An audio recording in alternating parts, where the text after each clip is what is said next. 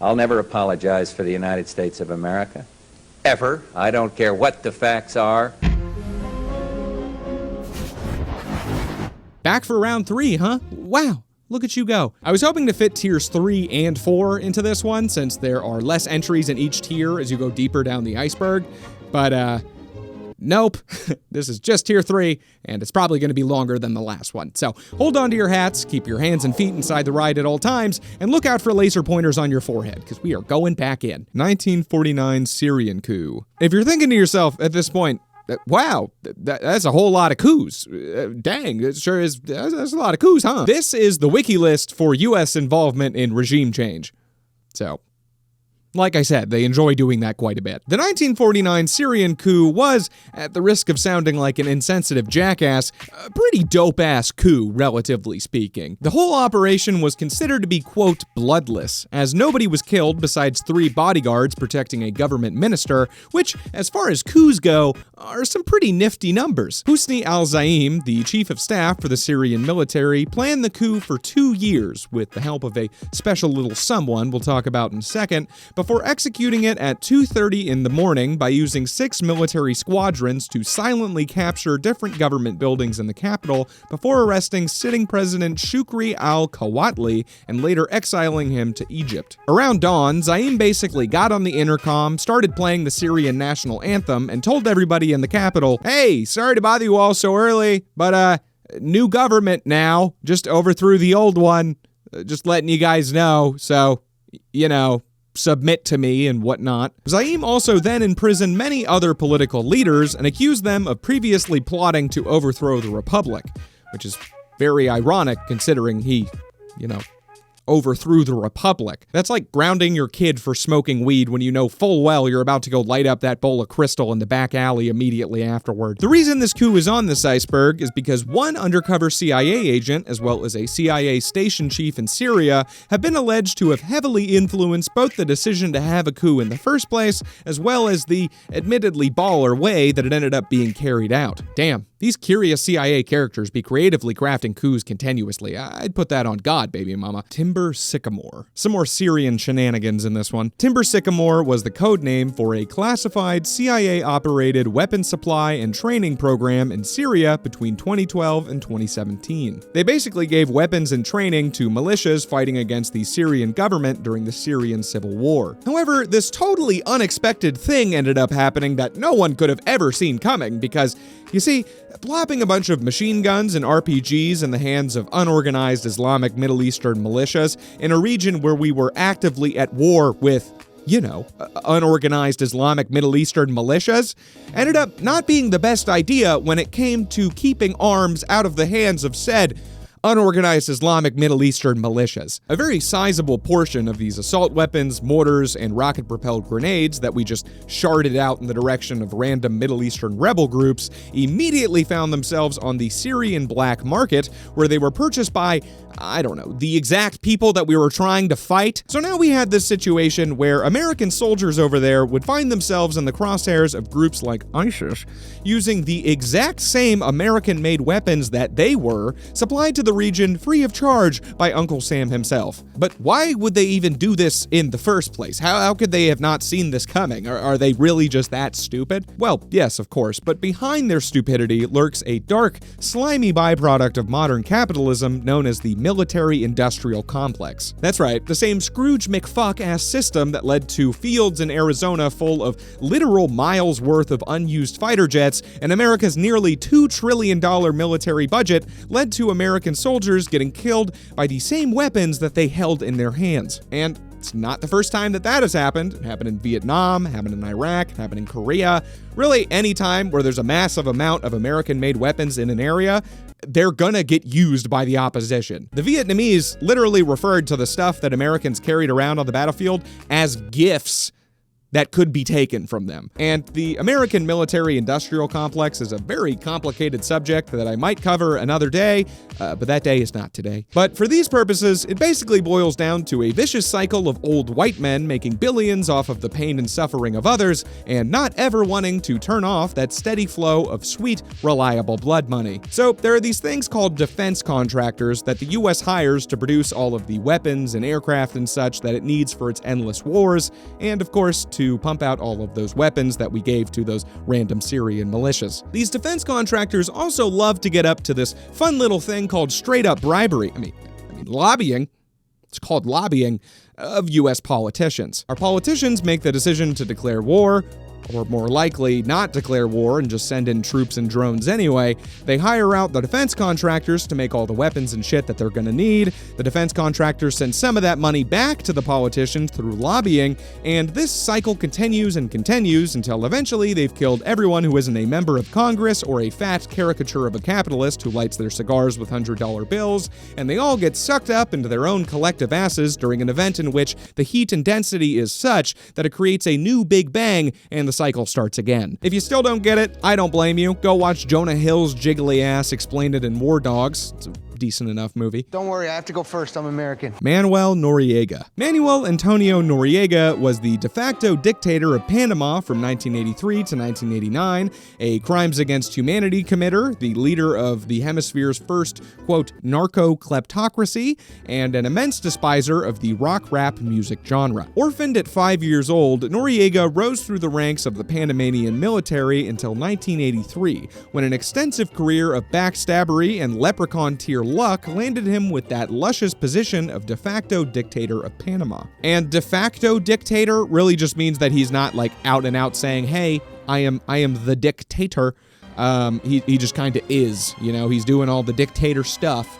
So, de facto dictator. About 10 years before this, Noriega started accepting money from our good friends at the CIA for things like allowing them to set up listening posts in Panama and using the country as a pit stop to get arms and money from the US to places like El Salvador and, of course, Nicaragua. He didn't stop at just taking money from the CIA, though. No, our boy Manuel over here was quite the industrious little fella. He also amassed a small fortune, well, actually probably an average-sized, if not enormous fortune, by helping Colombian drug lords like Pablo Escobar smuggle cocaine into the US through Panama and using the country's banks to launder their drug money. He's just diversifying his portfolio, you know. CIA fund takes a dip. Can always rely on those Coke stocks, okay? Those are some blue chip motherfuckers right there. Disney, Tesla, Walmart, no. F it, that's some beta shit. Invest in cocaine, kids. Please don't do anything I tell you to do in this video. Do not invest in cocaine, even though I'm very bullish. On cocaine over here. That's the solid financial move, you know? The CIA certainly thought so. Noriega probably learned it from watching them. So, obviously, the US was not going to stand for this illegal drug profiteering and immediately took steps to stop him from... Wait, I think there may have been a coffee stain in my script here. Yeah, no, they did nothing, actually. They didn't do a goddamn thing about it. They did less than Reagan did about AIDS, okay? And that is hard to do. It takes skill and dedication to be that incompetent. Hats off, you know? Game recognized game. Noriega also basically took a big fat piss in America's Cheerios when he secretly funded and armed the Sandinistas during the Nicaraguan Revolution of the late 70s. The same Sandinistas that would eventually form a communist government and be fought by the CIA-backed, cocaine-funded Contras in the 80s. It's fun stuff when it all links together like that, isn't it? He also sent weapons to this neat little island called fucking Cuba to help, you know, Fidel Castro. I bet the US really liked that little move there, huh? Like, Noriega profiting from drug trafficking, no big deal to the CIA. Hell, they're doing that too. They probably exchanged notes. But him supporting communist uprisings? Bro, that's like the one thing they don't let you do. You could have done literally anything else, and you go and commit capitalist blasphemy on the CIA's dime? That is a death wish if I've ever heard one. So, how, you ask, did the CIA not immediately remove this man from this mortal plane, or, at the very least, stop sending him hundreds of thousands of dollars? Well, this all happened during the Carter administration, who, well, literally, you might be saying, who? Who is that? Jimmy Carter was basically a limp, undercooked noodle of a president who just kind of flopped around in a corner for 4 years until Reagan stormed in and consumed him whole with a side of jelly beans and bad fiscal policy. That actually happened, kids. They don't teach that in history class anymore because of Obama, but that's true. You can look that up. You can look that up. So Jimmy Carter didn't do anything about this, presumably because he had some important flopping to do in that corner, but when Reagan was elected into office, surely he wouldn't stand for this pesky little dictator cutting into the CIA's profitable drug smuggling business and supporting the commies, would he? I mean, this is the Gipper we're talking about here. That would be very out of character. Well, at this point, Noriega had kind of become America's abusive boyfriend who hits us and supports communist uprisings, but we just can't leave because he props up our struggling far-right rebel forces in Latin America, and frankly, the dick is just too good to lose. So this whole big Chungus-sized kerfuffle continued for roughly 20 years until Reagan's vice president, George H.W. Bush, a man who looks like he gives out plums on Halloween, stepped up to become president after Reagan left office. After Noriega pulled some more shit by nullifying a democratic election and naming himself the maximum leader of Panama, U.S. relations went to shit, and he actually did the unthinkable. He declared war on the United States of America, which is basically the geopolitical equivalent of inviting Jeffrey Dahmer into your house, slapping a knife on the counter, and sitting ass up naked on the couch with an apple in your mouth. I do not know what he was expecting to happen here. The U.S. immediately sent troops into Panama and bombed the shit out of them, because of course they did, idiot. This was the biggest military action by the US since the Vietnam War, and they called the invasion Operation Just Cause, which, I hate to say it, is actually a pretty accurate name for that one. They probably called it that because it's the only thing they've ever done that actually had anything close to a just cause, or just cause they felt like it. Slapping my knee down here. Noriega then went on the run, fleeing to Panama's Vatican embassy, allegedly dressed as a woman to avoid detection, where the US eventually found him and forced him to come out in the most vicious and evil way possible. A 24-hour loop of non-stop rap rock music blasting toward the embassy. This was very effective. Noriega was captured and sentenced to lengthy prison sentences in multiple different countries for drug trafficking and crimes against humanity committed during his dictatorial rule before dying of brain cancer in 2017. Sounds like a pretty laid-back dude. You know, I don't know what all the fuss was about. RFK assassination. Another day, another dead candidate. This is another neon green one, so you know, put on your tinfoil hats and don't drink the tap water, because we're going back into gay frog territory. I'm kind of retarded. Also, I think this is a fitting place to put this. I learned in between tears that the last conversation that John F. Kennedy had was with the wife of the Texas governor that he was riding with in the motorcade when she turned around and said to him, "Well, Mr. President, you can't say Dallas doesn't love you." To which he replied, "No, you certainly can't," and was then immediately shot in the head. Like, immediately. Right after the words exited his mouth. The gray matter exited his head. What a knock on wood situation there, right? He jinxed the hell out of that one. Anyway, let's talk about his brother, who also got shot.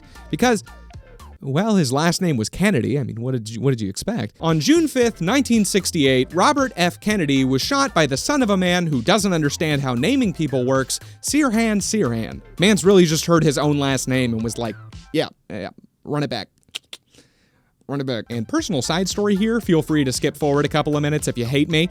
My first ever job was at a luxurious KFC/A&W in a truck stop of a town in my home state of Alaska. I was employed as a chicken fryer.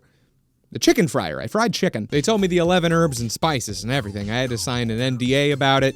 But you know, the man. I'll tell you, they're all MSG, all 11 of them. Within this wonderful establishment worked a man by the name of Luafulu, or Lulu, as we called him, because nobody has time for that shit. Plus, I don't think it was even a real name. I think he just came up with one fake name and decided it was good enough to double up on. Lulu was a fucking hulking mass of a Samoan man and a recently released felon, and I saw him most days for several months before this. Comprehend that detail. So one day I go into the restaurant. Well, honestly, restaurant is a strong term for this place. I go into the KFC. I go into the KFC after school to go into the bathroom and change into my fucking disgusting, crusty, highly flammable work clothes. I go to the bathroom and I can tell that it's locked because the handle wouldn't turn, you know?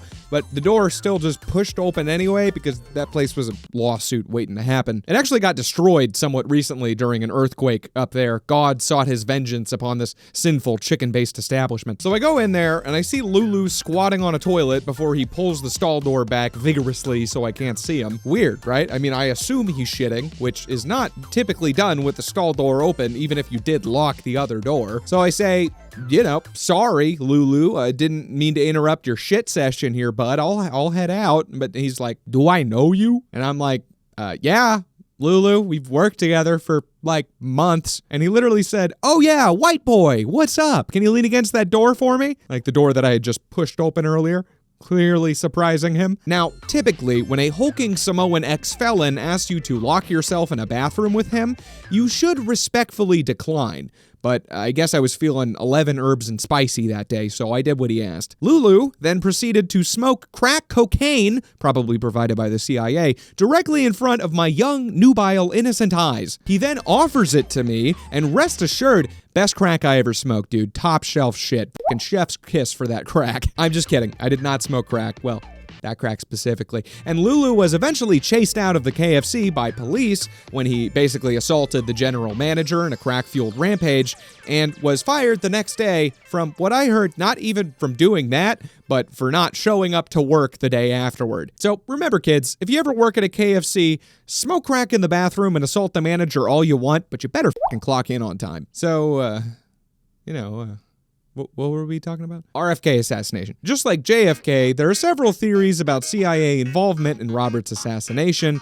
ranging from 3 men in the background of a photo of the event being secret CIA agents, to the assassin actually being a brainwashed Manchurian candidate-style fellow who had his mind wiped by the CIA during MKUltra. And again, just like the JFK assassination, I can't claim to know what happened here, or even what I think happened with this one.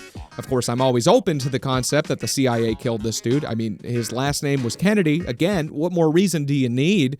But I'm much less convinced that they played a role in this one than I am that they whacked Johnny F harder than Chris Rock at the Oscars. The CIA killed the shit out of me. Bangkok plot. So the Bangkok plot refers to a, quote, international conspiracy to overthrow then Prince of Cambodia Norodom Sihanouk during the 1950s. This one's pretty damn murky. I couldn't find a ton of info out there about it, but from the looks of it, sounds like the CIA smelled some commie on them and decided to back some right-wing nationalist groups in Cambodia and encourage them to start a coup, which they did before it failed miserably. Prince Sihanouk, or some of his cronies, murdered the Cambodian governor who had started the coup, and in a very metal turn of events, strung up photos of his corpse all over the nation's capital. And if you have any other info on this topic, please be a dear and leave it in the comments for me, all right? Thanks, champ. Operation Midnight Climax. Operation Midnight Climax was a sub-program of MKUltra, and just like its parent operation, it was quite the juicy one. Grab a napkin and pull on one of those oversized lobster bibs, because we are chomping down, boys. So, the CIA did not stop their rampant acid shenanigans with mental patients and prisoners locked up in their government hospitals. No, they were dosing all kinds of folks. Like, a lot of people. Some for no other reason that I can think of other than they just thought it was funny. They even got to the point where they were dosing other fellow CIA agents without their knowledge during office hours just to, see what would happen. Which makes sense. Sure, yeah, why not? Let's totally just give this armed and dangerous human being whose job it is to murder commies a massive dose of acid while he's working on important government work in our own agency. Just a little bit of a massive dose of acid, as a treat. And they ended up doing this so frequently that the Wikipedia page on the subject says that surprise acid trips became something of an occupational hazard among CIA operatives. And keep in mind, most of these CIA guys are total hardline, straight-edge white dudes, you know what I mean? They've never done psychedelics before. This is a whole new world for them. Shapes and colors the likes of which I've never seen. And honestly, no disrespect, the middle of the CIA offices in Langley, Virginia, not exactly what I would call an ideal set and setting. There's even the story of one agent who had his morning coffee spiked with LSD and, predictably, proceeded to go absolutely butt-ass bonkers, ran out of the building, and just kept running for miles across Washington, D.C., screaming at the top of his lungs at every car he saw, thinking that they were all full of monsters chasing after him. Which, not gonna lie, is one of my favorite images that this Iceberg has produced so far. I feel like that really sums up the CIA quite well. Just a random random agent with huge pupils sprinting out of the building, running around DC, screaming at people. It just feels right. The other agents who spiked his coffee probably just walking around behind him, laughing, eating popcorn. I love this country. So, in addition to mental patients, prisoners, veterans, regular-ass people, and their own co-workers, there was at least one other group of people that the CIA loved to drug up without their knowledge. John. Well, Johns. Plural, not just one dude named John. Although I wouldn't put it past him. Operation Twilight John sounds pretty up their alley. So, for people with enough common decency to not know this already, a John is somebody who spends time with ladies of the night, if you catch my drift. A buyer of burlesque, a purchaser of prostitutes, a humble hooker-haver. Operation Midnight Climax allocated resources toward constructing government-sponsored brothels in San Francisco and New York to conduct secret illegal experiments on its customers. The CIA would pay prostitutes a $100 bounty for each John that they could successfully lure back to the brothel to engage in some of the old in and out. The beast with two backs. Making whoopee. Unprotected sex. A bounty not for collecting heads, but for giving it? Groundbreaking. They also would, of course, get these prostitutes to secretly dose the Johns with a heavy amount of psychedelics pre-coitus to study what happens when a dude high on acid fucks a lady, I guess. What the hell was going on in the 60s, dude? Was that a real time period, or did everybody just have collective psychosis for an entire decade? I blame leaded gasoline. These government brothels were decked out with all kinds of recording equipment and secret rooms hidden behind one-way mirrors so that the agents could personally, sit there and watch the magic happen. And I'm not talking Disney magic here, okay? Mickey Mouse would probably be incredibly disturbed and aroused by the situation. And in these secret peeping rooms, they had, get this, a mini fridge full of martinis and a portable toilet so that they could shit, drink, and spy on some dude tripping nuts deep in somebody's daughter all at the same time. This did I mention I can't believe this actually happened? Did I bring that up last time? This sounds like a fucking Huxley novel. By the way, I don't know who's naming these operations down in Langley, but whoever it is, they really hit a humdinger with this one, dude. Operation Midnight Climax, that's just, they really hit the nail on the dick with this one. A lot of these agents involved also consensually took part in the acid and prostitutes themselves. And honestly, what brave souls furthering this experiment at their own peril for the good of this country. What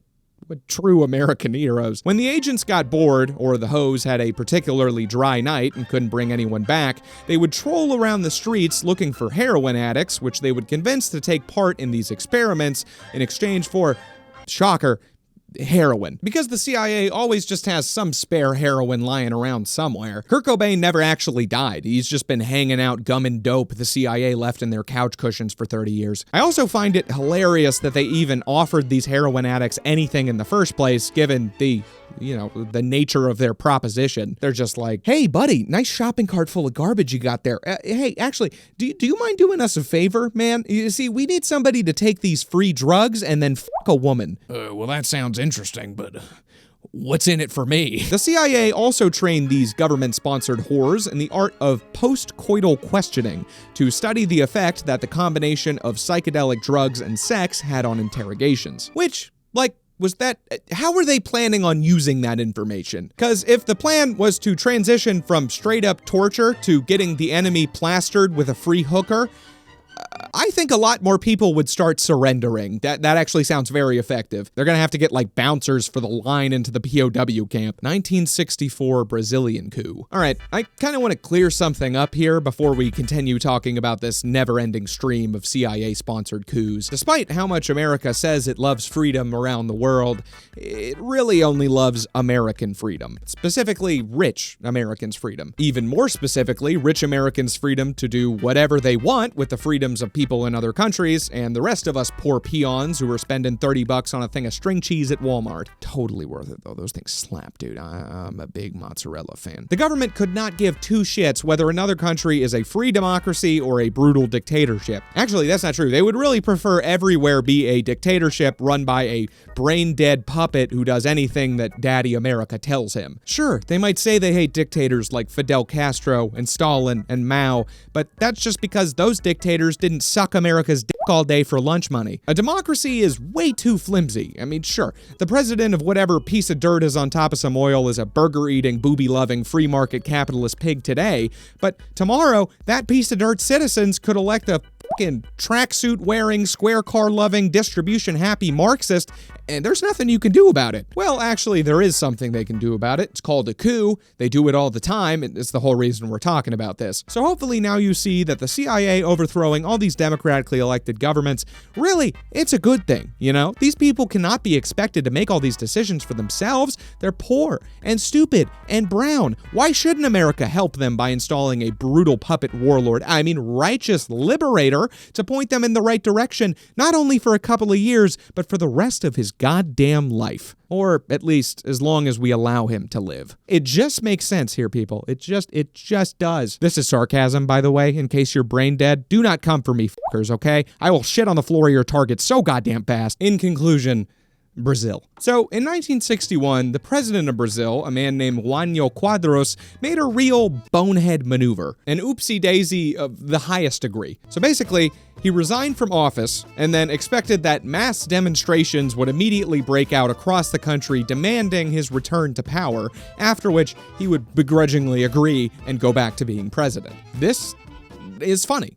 That is a funny thing that happened. He basically pulled the presidential equivalent of some pick-me-girl shit, and it just backfired immediately. It's like when a guy breaks up with his girlfriend expecting her to, like, get jealous or something, and then 2 days later she's banging your dad and you're stuck eating a 2-week-old tube of cookie dough in the rain. So after his adoring crowds of cheering fans didn't exist, Quadros was replaced by a man with a first name that I cannot f***ing pronounce, and a last name, Galart. It starts with a J. There's some O's and A's in there. It's all vowels. I don't get it. But apparently everyone else couldn't pronounce it either because he was more commonly referred to as Django.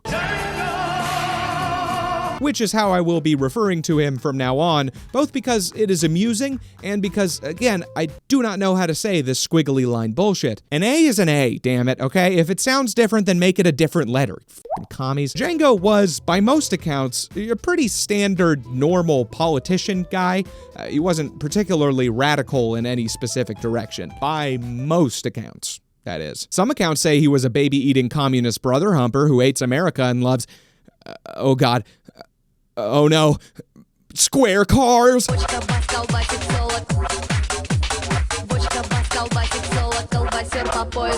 Seriously though, what the f*** is this thing? Were they just paying scientists to create the most unaerodynamic vehicle possible? Because if that's the case, I think mission accomplished, comrade. Anyway, can you guess whose accounts the baby-eating, square car-loving ones were? The CIA's. Yes, correct.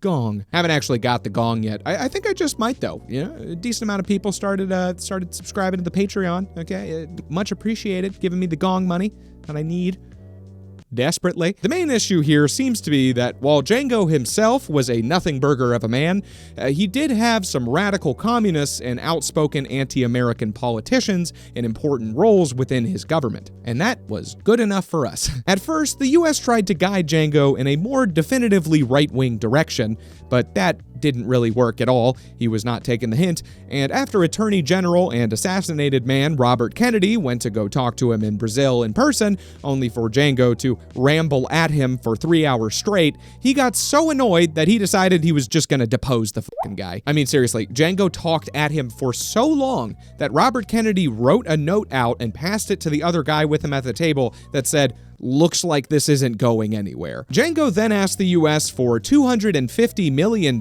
for some reason, to which the US responded with, okay, well, maybe kick all of the communists and America-hating politicians out of your cabinet then, possibly? To which he responded with another 3-hour rambling diatribe that can basically be summed up as, no, but can I still have $250 million? Please, please, with a cherry on top, please. This pissed everybody off pretty badly. After that, the US shifted from softly suggesting that Django not be such a dipshit to actively planning a coup to oust him from power. President John F. Kennedy then spent 2 years going over many possible options on how to do this, and he was finally getting close to a plan of action before he got a little bit assassinated, and the job was passed on to dick-exposing madman Lyndon B. Johnson. As in Lyndon B. whipping out that Johnson. If you haven't seen my video on him, go watch that too. This dude was basically XXXTentacion with how much he couldn't keep his dick in his pants. Shortly afterward, we gave the Brazilian military the green light. They launched the coup, ousted Django, established undemocratic military rule for the next 20 years,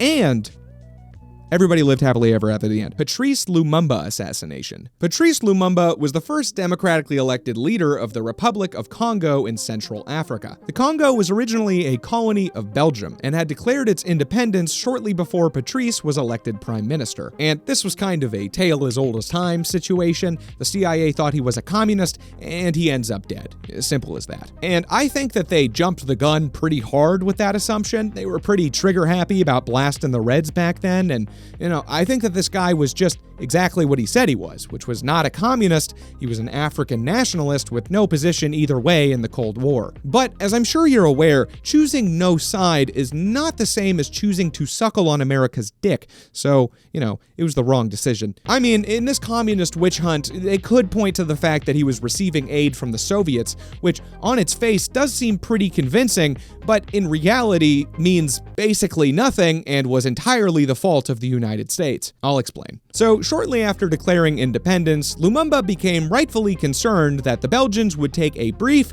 yet constructive break from their waffles and return to try and take back the Congo. Because of this, he reached out to the United States for aid and help in this situation, to which they responded, "Actually, black man, you're a communist, so we're not going to give you anything. And in fact, f*** you, actually, commie scum, suck me.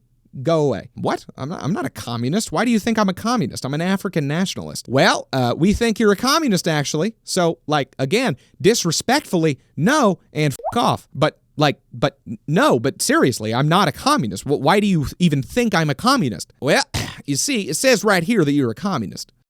Says right where? You're not even gesturing toward anything. Communist says what? What? I fucking knew it. What did I tell you guys? I told you he's a fucking commie. Somebody killed this guy already. So after that very pleasant exchange, Patrice still, needed the aid so that his country could keep being a country and all.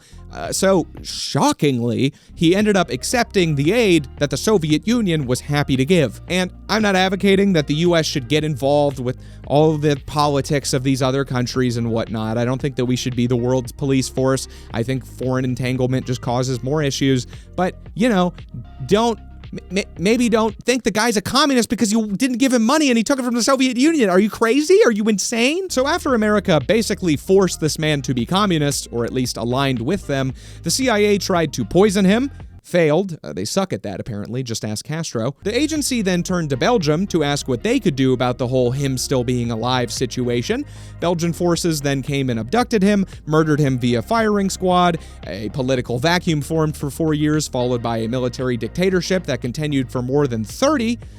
And everyone lived happily ever after the end. The Albanian subversion, 1949 to 1953. Also known as Operation Valuable or Operation Fiend, the Albanian subversion was a covert joint CIA and MI6 operation with the goal of toppling the communist government of Albania. The operation ran from 1949 to 1953 and, spoiler alert, was a massive stinking pile of failure. The plan was to overthrow the government and either reinstall a man with the funniest name for a monarch I've ever heard, King Zog. Not today, Zerg. Or to replace it entirely with a new US-aligned non-royalist government. They went about achieving this on two fronts. One was utilizing the Free Albania National Committee, which, like the Congress for Cultural Freedoms and the Iraqi National Congress, was, again, supposedly an organically formed coalition of Albanian exiles uniting under anti-communist sentiment with the goal of regime change in the country. In actuality, it was a front organization formed by the CIA and MI6. They really like making it seem like these people did it themselves. They're really making a point of being like, see, they hate communists and stuff too. They fucking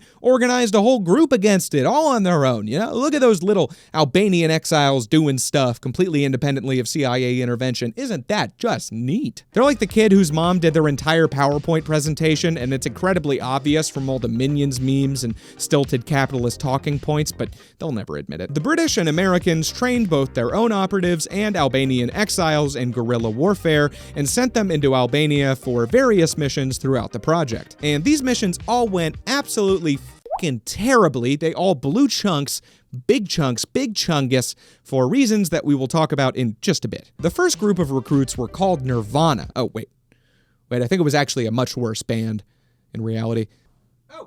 Yeah, they were called the Pixies. And in 1949, they all headed toward Malta for training on a British naval ship with the most crumpet-munching, crooked-toothed, tea-sipping name out there, the Stormy Seas. Only a red coat. They continued to send these groups who, to the agency's massive chagrin, just kept getting intercepted and either killed or captured by the Albanians. This was because one of the key members of the operation, a man by the name of Kim Philby, was secretly a communist who was working for the Soviet Union as a CIA double agent. There was some real Archer shit going on here. During the second-to-last mission in 1952, two captains and a radio operator were met by an ambush of Albanian forces at their rendezvous point, who forced the radio operator to send an all-clear signal back to their base in Cyprus, basically saying, you know, we're all chill over here, dude. Everything's peachy.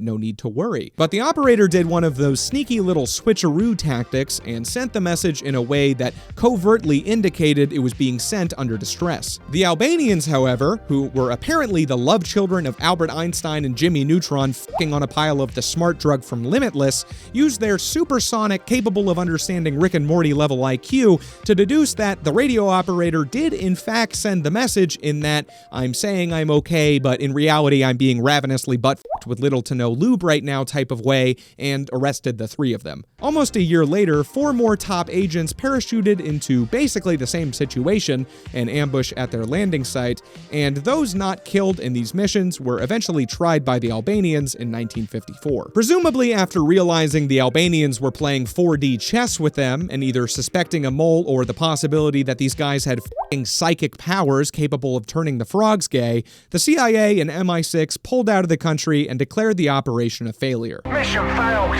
We'll get them next time. 1964 Bolivian coup. Now for a much less ass-tastic shitstorm of an operation, let's talk about Bolivia. In 1963, the president of Bolivia, Paz Estensaro, decided to run for a third term. His vice president, Juan Lechin, had assumed, along with pretty much everybody else, that he wasn't going to pull an FDR like this and would step down after 2 terms, and given that Lechin was planning on running for president himself in 1964, and obviously couldn't now since, you know, the dude is still president, he was pretty fucking steamed about this. Lechin, an outspoken leftist, resigned from the party and formed the very catchy and memorable Revolutionary Party of the Nationalist Left. Later, good old President Paz Dispenser decided to jail some militant labor activists, which spurred on a series of riots led by the most dangerous group imaginable. Miners. Bolivian tin miners, to be specific. The miners seized a group of hostages, which included 4 U.S. citizens, until Lechin the leftist was like, guys, knock it off, you fucking dummies. Do you know what Americans are? You ever heard of Japan? They got fucking nuked for messing around with those, okay? Let them go. Paz Dispenser then took on Bolivian Air Force General Rene Barrientos as his new vice president, and after the miners kept on striking and default dancing with picket signs all over the place, Barrientos was asked to lead the military in stopping these riots. And after Barrientos did that, he was like, hey, you know, I already got the whole military here under my command.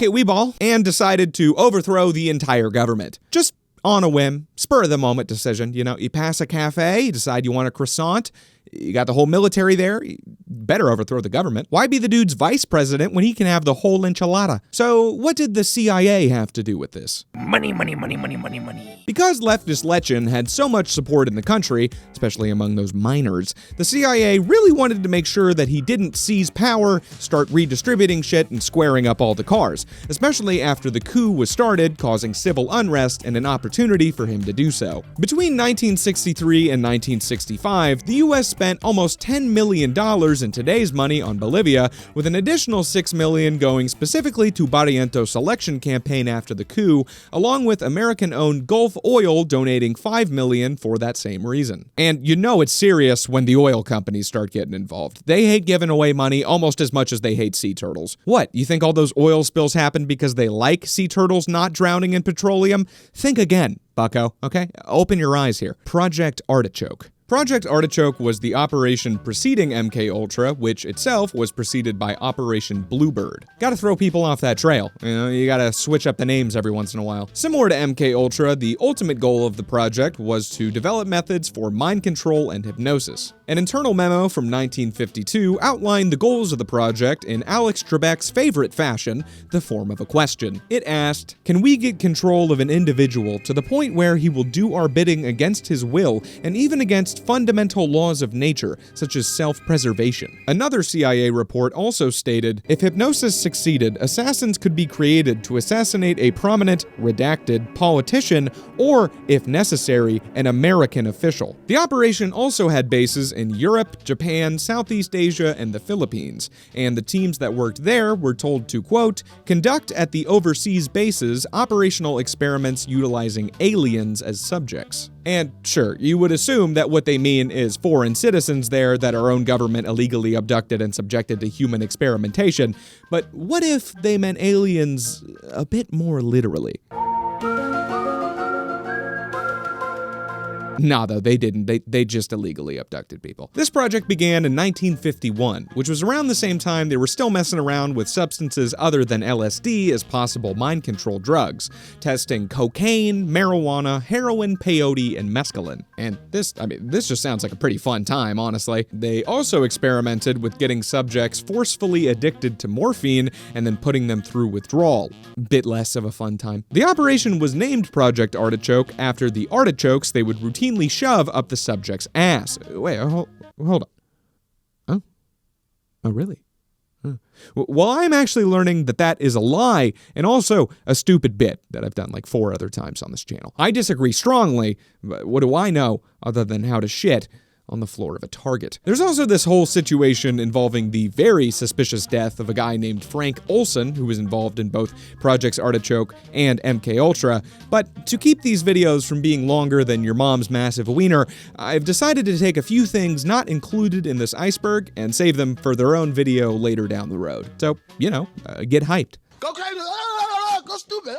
Project MKNaomi. So Project MKNaomi, as the MK prefix suggests, was somehow related to Project MKUltra, but I don't know if there was any direct overlap in their activities. And knowing what this one was, I sure hope there was not. MKNaomi was the codename for the CIA's covert chemical and biological weapons operations from the 1950s through the 1970s, roughly the same time frame as MKUltra. And information about it is much harder to come by than information about MKUltra. I think they did a much better job of destroying the documents with this one. Must have finally changed out the batteries in the paper shredder, switched to crosscut. Some of the very scant details obtained from declassified documents include the fact that the project was ran out of a covert base to develop, improve, maintain, and store chemical and biological agents of warfare, as well as proof that the CIA tested at least 3 covert techniques for attacking and poisoning crops,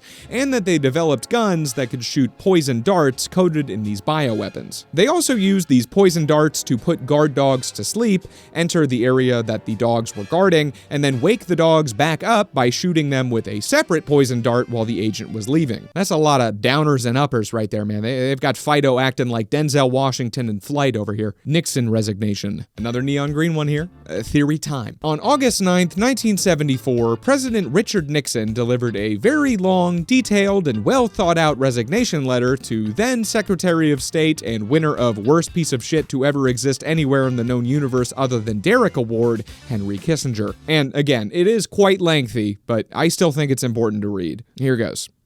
Dear Mr. Secretary, I hereby resign the office of President of the United States. Sincerely, Richard Nixon. A real tearjerker, I know. Sorry to put you guys through that. I'm getting kind of choked up myself over here. As discussed in the Watergate entry in the first tier, Nixon was being a very bad boy and deserved a spanking, honestly. He arranged the break-in at the Watergate Hotel and office buildings to spy on his political opponents, more specifically, Ted Kennedy.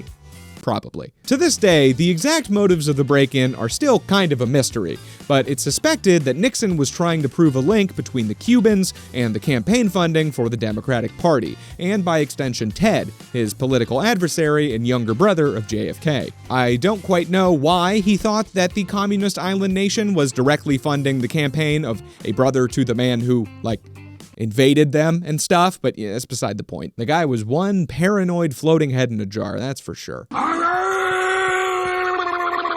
And like I said in the first tier, Nixon was outed as this bad boy burglar benefactor by a series of tapes gathered from wiretaps in his Oval Office. The real nail in the coffin for him was something eventually referred to as the smoking gun tape, which, as the name implies, is a tape of the gun Nixon used to shoot all of those liberal orphans smoking a cigarette outside of a CVS. The tape is controversial because the gun was thought to be setting a bad example by smoking in the presence of a woman, an offense punishable by death in Canada at the time. Whew. Sorry guys, I think I just had a stroke. Either that or my girlfriend's burning toast and there just so happens to be pennies in my mouth again. Well, I'll be damned. I knew I shouldn't have let the voices convince me not to take my pills again. I said I wouldn't do it this time. Sure, I said it to the dude that lives in my walls, but Gary was supposed to keep me accountable on this one. The smoking gun tape captured a conversation between Nixon and his White House Chief of Staff, R.H. Haldeman, which... well, you know how he said he wasn't a crook? Well, this tape begs to differ. It starts with Haldeman telling Nixon that the FBI is sticking their big fat nose right into the break-in's asshole and taking a big sniff, especially regarding the president's involvement with it. He says to Nixon, now, on the investigation, the Democratic break-in thing, we're back in the problem area because the FBI is not under control, because Gray doesn't exactly know how to control them, and their investigation is now leading into some productive areas, and it goes in some directions we don't want it to go. I don't know exactly who Gray is there, but I am going to assume it's the one from 50 Shades of. Although, actually, that could never be the case because he would definitely be controlling them, sexually. And this tape is important to go through because of the CIA's involvement in it. I'm not just yanking your dick around, okay? You do enough of that yourself, buddy. So after talking about some possible solutions, Nixon eventually tells Haldeman to ring up the director of the CIA, Richard Helms, and basically blackmail him into telling the FBI to f*** off and stop the investigation. And Nixon tells Haldeman that he can go ahead and be pretty aggressive about it because they just have so much dirt on the director of the CIA. It's some real juicy stuff, apparently. Nixon says, well, we protected Helms from one hell of a lot of things. Of course, this is a hunt that will uncover a lot of things. You open that scab and there's a hell of a lot of things, and we just feel that... There's a lot of things, apparently. You open that scab, there's a hell of a lot of things, and we just feel that it would be detrimental to have this thing go any further. This involves these Cubans, Hunt, and a lot of hanky-panky that we have nothing to do with ourselves. Later, he talks about a story that's been making the rounds on the news about the possibility that the Cubans were behind the break-in and that the FBI was looking into that. When I saw that news summary item, I of course knew it was a bunch of crap, but I thought, well, it's good to have them off on this wild hair thing because when they start bugging us, which they have, we'll know our little boys will not know how to handle it. I hope they will, though. Our little boys. Apparently Nixon did not have a lot of faith in his little boys there, did he? But, I mean, fair enough, because between you and me, I don't think they knew how to handle it. Always fun to hear somebody being bugged talk about how he hopes he doesn't get bugged. He then gives Haldeman some more specific details about how to blackmail the CIA into doing their bidding. When you get these people in and say, look, the problem is this will open the whole Bay of Pigs thing, and the president just feels that, without getting into the details, don't lie to them to the extent to say that there's no involvement, but just say that there's a sort of a comedy of errors, bizarre, without getting into it. The president believes that this is going to open the whole Bay of Pigs thing up again. And because these people are plugging for keeps and that they should call the FBI in and say that we wish for the country, don't go any further into this case. Period. And the whole Bay of Pigs thing he refers to is a not-so-veiled threat at CIA Director Richard Helms, which I'll get into in a second. And trust me, this is some serious tea here, sis. When Haldeman later actually did call Helms and give him the threat, Helms reportedly yelled, "This has nothing to do with the Bay of Pigs," and then immediately called the FBI to tell them to stop digging into it. Which didn't work, by the way. The FBI was basically just like, yeah, man, we'll totally do that. and then they, didn't. And Helms was right. It didn't have anything to do with the Bay of Pigs. But Nixon wasn't really talking about the Bay of Pigs, and Helms knew that full well. What he was really talking about was only the CIA's involvement in the assassination of John F. Kennedy. I told you. Mid-20th century classified government tea. But why do I think that? Well, for one, Haldeman himself later wrote, quote, "The Bay of Pigs comment was the president's way of reminding Helms not so gently of the cover-up of the CIA assassination attempts on the hero of the Bay of Pigs, Fidel Castro, a CIA operation that may have triggered the Kennedy tragedy and which Helms desperately wanted to hide." So, there's that. More interesting, in my opinion, though, was another tape that was recorded months earlier while Nixon was trying to pull some files on the Bay of Pigs invasion and the assassination of Vietnamese President Ngo Dinh Diem, and was getting heavily cock-blocked by the CIA while trying to do so. Nixon was attempting to get these files to try and dig up some dirt on the Kennedy legacy, once again to hopefully have some ammunition against Ted Kennedy in the upcoming election. Ammunition is a funny term to use against a Kennedy. So he called the CIA director, once again Richard Helms, into his office to try and get on his knees and beg and plead and maybe lick the tip of his dick a little bit to try and get some info. He told Helms, Now to get to the dirty tricks part of it. I know what happened to... I can't do that voice anymore. Oh, it's like gargling razor blades. I know what happened in Iran. I also know what happened in Guatemala, and I totally approve both. I also know what happened with the planning of the Bay of Pigs under Eisenhower, and totally approved of it. By the way, when he's talking about Iran and Guatemala, those are a couple of those CIA-backed coups we've talked about earlier. And Helms must have been a lobster, because he was really trying to butter this guy up. Nixon then touches on the widely held belief in the CIA that Kennedy f***ed the Bay of Pigs invasion harder than your mom when he didn't authorize air support. He says, The problem was not the CIA. The problem was that your plan was not carried out. It was a goddamn good plan if it had just been backed up at the proper time. If he'd just flown a couple of planes over that damn place. He then dances around the elephant in the room for a little bit and then gets down to the nitty-gritty. He also calls him Dick, which I think is funny because they're both named Richard, so it's just two dicks talking to each other. It's how poignant. My interest there is solely to know the facts. What I want, Dick, regarding any understanding, regarding any information. I do not want any information that comes in from you on these delicate and sensitive subjects to go to anybody outside. The who shot John angle. I wonder who this John could be he's talking about. It was John F. Kennedy. He was asking who shot John F. Kennedy. I need to know what is necessary to protect, frankly, the intelligence gathering and the dirty tricks department, and I will protect it. Hey, listen, I've done more than my fair share of lying to protect you, and I believe it's totally right to do it. Nothing absurdly grotesque about the president saying that at all. Helms then just straight up said nothing, and there was an awkward pause for a while before Nixon went on. If I don't know, then what do you have? I don't believe you can say, well, the director of the CIA is the only one who is to know what happened in certain circumstances. The president is to know, and that the president's successor is not to know. I am not going to embarrass the CIA because it served, I believe, in dirty tricks. Helms then did agree to give up a couple of files on the Ngo Dinh assassination, which apparently gave Nixon enough dirt on the Kennedys to stop bugging Helms about it, but Helms never gave anything about the Bay of Pigs or the JFK assassination. So, not even the goddamn president can get these guys to tell him information about stuff? What? That's ridiculous. It's almost like there's some sort of extra-legal secret society or something. Let me get this straight. The president can demand the director of the CIA give him information, and the director can just be like, nah, I don't think I will do that, most powerful man in the world.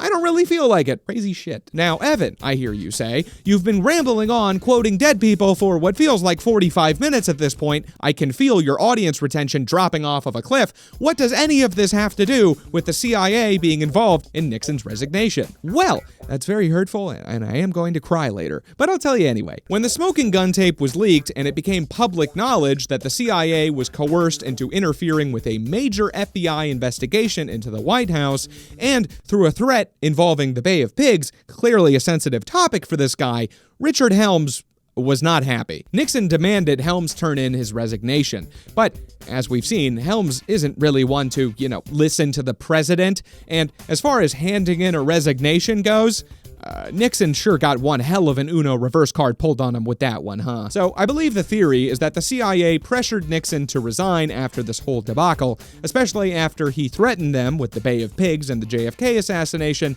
and told their director to go ahead and fuck himself and suck eggs and die, allegedly. This is a joke. Operation Condor. Operation Condor was a massive, covert, CIA-backed campaign of state terror to suppress left-wing groups in Latin America. They did this by colluding with the right-wing dictators of multiple South American countries, including Argentina, Bolivia, Brazil, Paraguay, Uruguay, Chile, and Peru. Their tactics included political repression, state-sponsored terror against civilians, CIA-backed coups, and the assassination of multiple left-wing leaders such as Che Guevara. The Archives of Terror, a set of documents about this operation, claim that around 50,000 were killed, 30,000 were disappeared, and an additional 400,000 were imprisoned over the course of the campaign. The program also allowed foreign forces to operate illegally across the nations participating.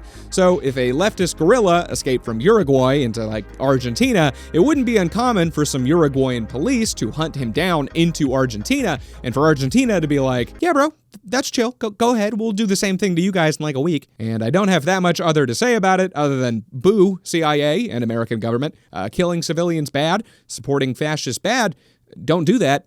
Bad boys. Rafael Trujillo assassination. You can think of Rafael Trujillo as the Fidel Castro of the Dominican Republic, except he wasn't a communist, and they actually didn't have that much in common at all, other than being brutal dictators and the CIA trying to murder both of them constantly. Except in this case, the CIA actually did manage to assassinate him, mostly because they didn't treat the planning stages like a writer's room at Warner Brothers. A ruthless leader, fervent anti-communist, and prolific womanizing chubby chaser, that's not a joke, by the way, he specifically only had relations with half-black obese women, Rafael made his son a colonel in the army at the ripe old age of 4. Dude's sipping appy juice while he's orchestrating troop movements over here. Mans was probably dropping nukes at pre-K, okay? He was living it up. Dad, a kid at school stole my Pokemon card, sent in the fucking Air Force. Hey, you better watch your language there, son.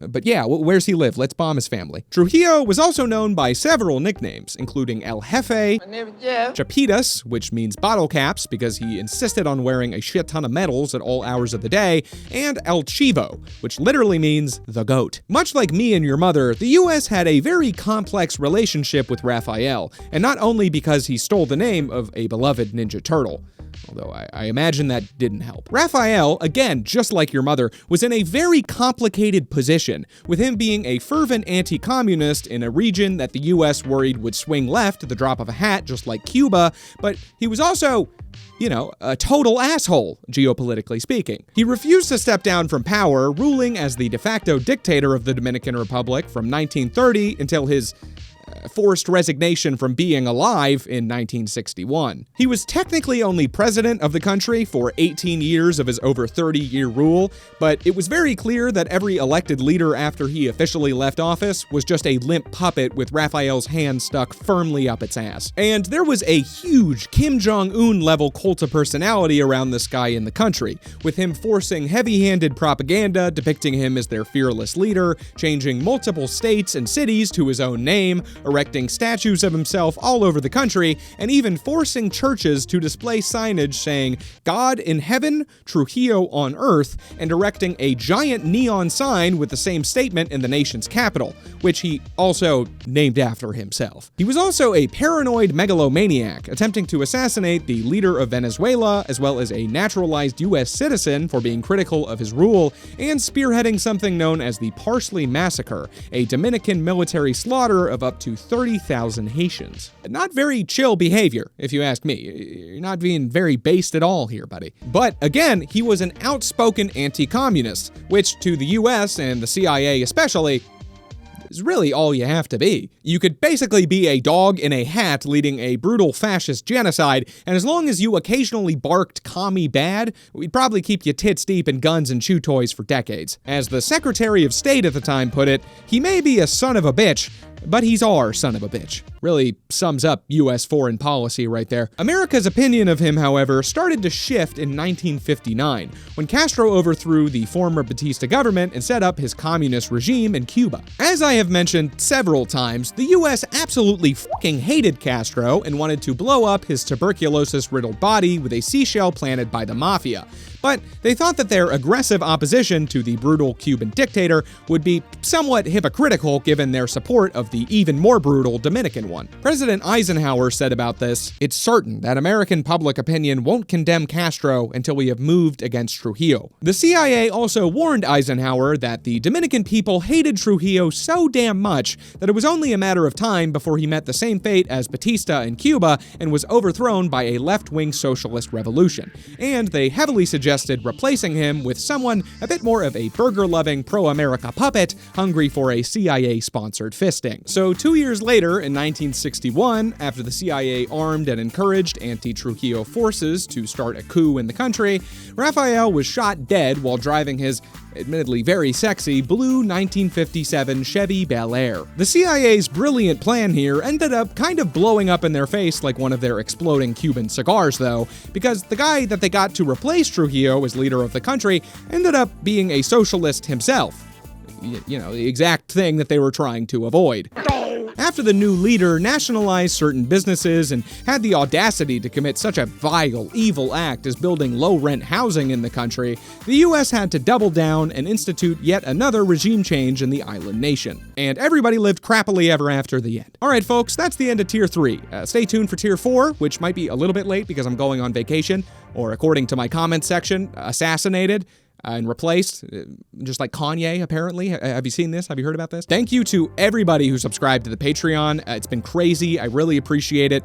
Another one of my videos just got demonetized, so I'm hoping to eventually get enough donations on there that it's sort of stable and I don't have to worry about that kind of thing or censor myself, you know what I mean? And because of all that generosity, here's a long-ass list of shout-outs for my God-tier patrons. Zorro G, Andre S, Ligma Johnson, Riley G, Gumaho, and Maxman Beta. And here is another list of all the patrons that give me $20 a month.